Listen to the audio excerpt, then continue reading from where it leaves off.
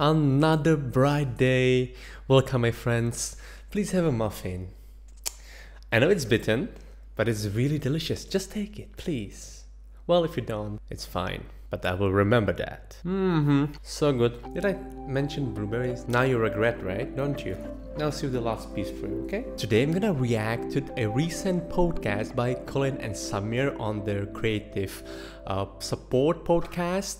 They're great YouTubers. I love them. You know, they have all these talks with all kinds of creators, and it's essentially a lot of fun. But in the recent video of theirs, which was awesome, they mentioned a new, uprising creator, the Kirwan. I don't know how it's pronounced, but his style. And let's start with that. So they recommended that video, and I actually wasn't aware that that same video was recommended to me also on YouTube.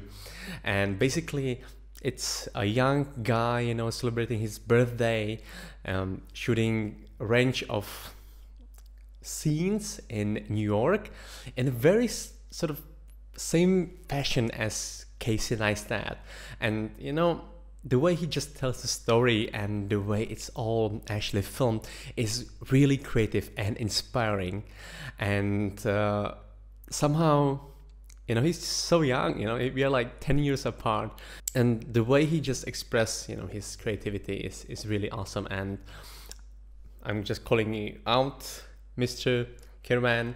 Hopefully you will make more of such videos. They're really nice. And so that was kind of in the later part of the Colin and Samir podcast. And in the first one, they were discussing kind of an interesting ideas about YouTube thumbnails, right? So there's a lot of things on YouTube, especially going around. Oh, this hand is so awkward, right? It's like I can't really have it in here, but I can also have it here. So maybe just like this. So as I said, the thumbnail industry basically on YouTube is something that is really important for all of us creators, because it's one of the first impressions that you get when you scroll through YouTube, right? Whether you to watch or not. So there are crazy, YouTubers who spend, thousands of dollars just to get a thumbnail.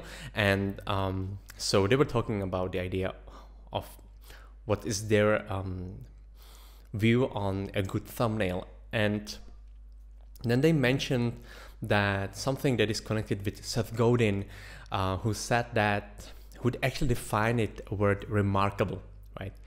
So something remarkable is something that is worth of making a remark about. And they took this phrase from Seth Godin and applied it to YouTube videos essentially, or the YouTube topics, which they put into this context of, okay, so a good YouTube video that has also a good thumbnail basically is and should be remarkable in order to sort of work all together.